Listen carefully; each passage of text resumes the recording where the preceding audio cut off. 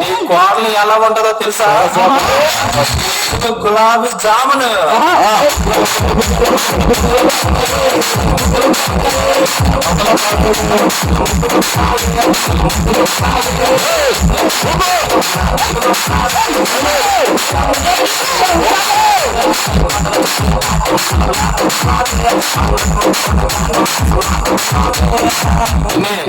కోడలు సముద్రంలో సొర్ర చేపల రగిలిపోతుంది.